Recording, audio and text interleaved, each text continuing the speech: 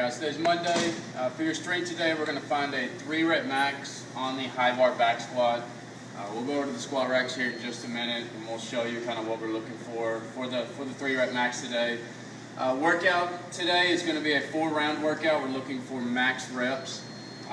The way it's going to work, each round you have 2.5 minutes to complete a 400-meter run plus the exercise that's prescribed for that round. Round 1 is going to be max effort power cleans, 135 pounds for guys, 95 for ladies. Round 2 is going to be max effort toes to bar. Round 3 is going to be max effort kettlebell swings, 70-53. And then round 4, of course, we've got to throw in burpees. So round 4 is going to be max effort burpees. So it's 2.5 minutes to complete each round. Round 1, take off 400-meter run. Whatever time you have left, you're going to complete max effort power cleans, followed by a 2.5-minute rest.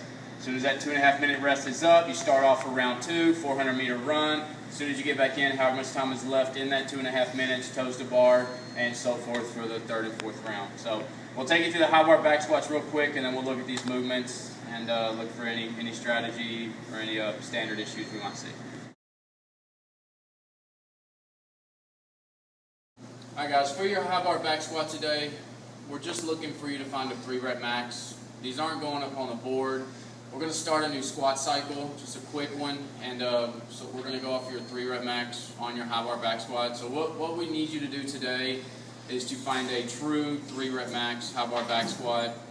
Again, we're not looking for you to load up a bunch of weight, do some crappy form on it, and say your max was 405 pounds.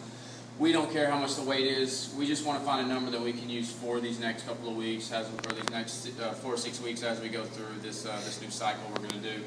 But again, just kind of refresh on the high bar back squat. Get your thumbs out from the outside of the knurling. It's pretty much the same grip as you would have in your cleans.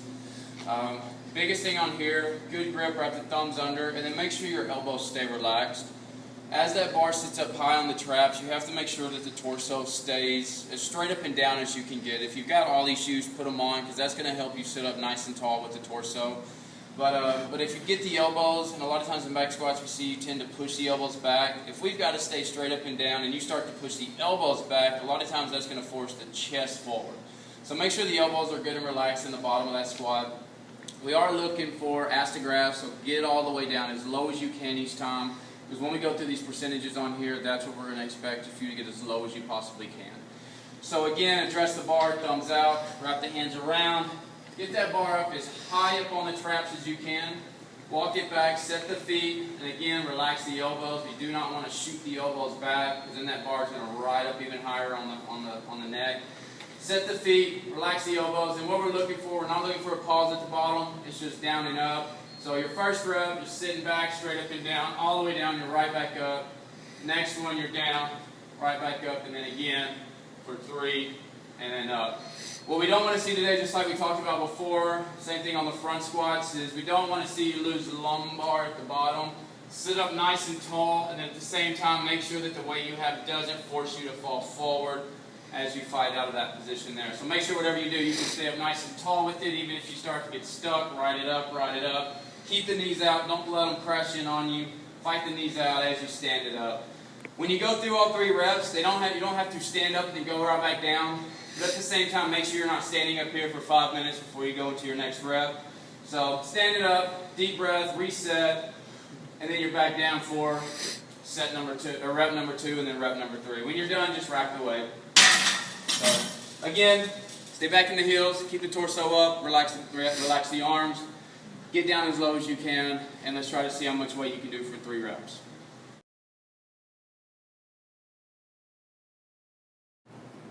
Alright guys, so power cleans today, bar's got to start on the ground, bar from the ground to the front right position.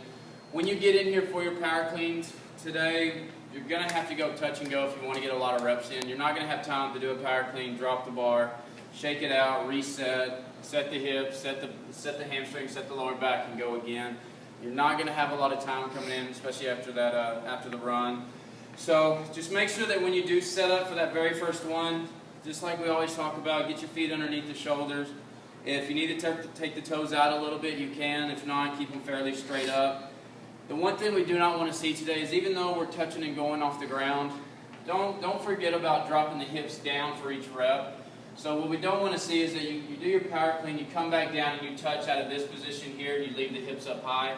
Make sure, then we'll look at it here in a minute with the barbell, but make sure after you do your power clean, bar back to the pockets, hold it there, reset, kind of load with the hips, and then drop down, touch, and then get back up out of that position. So what we're looking for today, the elbows have to get all the way around on the power clean, but feet are set, sit down nice and tight, get up tall, good power clean up, and then when we go into our next rep, turn sideways, go into your next rep, sit back, touch, and then you go again.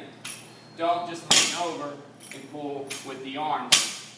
So we don't want to do that, it's going to wear you out. Sit back, load the hamstrings, and then as that bar comes down and hit, you're right back up into that position. So power clean today, touch and go from the ground. As soon as you get the elbows around, make sure that you do stand it up, bar down, touch, and then go again.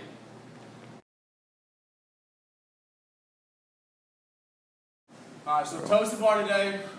We'll show you, we've done this before, so we'll show you a couple of ways that you can scale it, or show you some of the things that we'll see in class, and then how to fight those. Again, you're coming in, this is your second round, you're coming in off of your 400-meter run. You're going to be a little bit more fatigued on this one, so you're probably not going to have as much time as you had after the power cleans after your first round.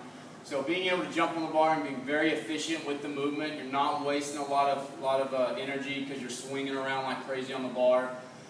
So you're jumping on the bar, getting the movement down, hitting the toes to the bar as fast as you can, trying to get as many reps in as you can with whatever how much time is left in that 2.5 minutes. So what we want to be able to see today is once you grab on the bar, so you're up, toes have to hit the bar. So if you need to, start your normal kip to where, just like you were going to do a pull-up, and then once you come up, you're going to have to pull the hands up a little higher. And a lot of times this is what we see after you get your first one. If you start this swing, reach over and stop. Another way that you can fight that swing is once you get your first one, and you touch, bring the feet back up. And then that what that's going to do is you're going to close that gap, close that bridge, and it's going to kind of stop that momentum as you're coming back. You'll kind of stop that momentum, and then you're in that position, in that close seat position, which now you're more controlled. You can open back up and go into your next rep. A lot of times we see a big problem with the second rep. It might not feel natural, but if you just come down off your first one, open back up and go again, once you get that second rep in, everything tends to kind of even out a little bit. So if you're going to put them together, again, find your kip, touch, and then go, and then you'll be able to level out. If you're going to scale this movement today, you can come over to the smaller bar, get the feet back a little bit behind the pull-up bar. You're still going to mimic almost the exact same movement as being free hanging from the bar, but you're going to let your chest go first, and what that's going to do is allow you to whip your hips around and give you a little bit more momentum coming up. I think I just broke my toe, but then you go into your next one. Go into the next one. Let the chest go forward again. Reset. Yeah, I think I broke it. All right, guys, that's enough toes to bar. We'll work on it more in class. We're gonna go over the kettlebell swing. All right, guys, so kettlebell swings today. At the top of the swing, looking for triple extension, arms full extension, hips extended, knees extended. When you come down to that swing, make sure that you absorb that weight as you come down, keep the hips back. Make sure the back is nice and flat. What we don't want to happen today is as you come down, you let the momentum of that kettlebell pull you down a little bit as you leave the hips up. If you can look underneath you in a kettlebell swing, it's probably time to either drop the weight a little bit or shake it out and relax. You're getting a little bit too fatigued. We want to stay in this position. Try to keep your focal point out in front of the body as you absorb the weight here. And then when you come up out of that swing, think about pushing the ground away from you, getting back to full extension as hard as you can. Transfer momentum from the hips through the kettlebell up overhead. We're not looking for perfectly vertical overhead, but we want to see the kettlebell either at a little slant forward, or if not, straight up in the air. Just don't let the butt of the kettlebell fall straight out in front of the body. So again, triple extension overhead. Stay relaxed in the arms, stay relaxed with this movement. So what we want to be able to see, nice and easy, just triple extension overhead, straight up. Again, what we don't want to see is you fall too far over, and then try not to drop into a squat all the way down. So just slight bend, catch it there, absorb the weight, and then fire it back out. So.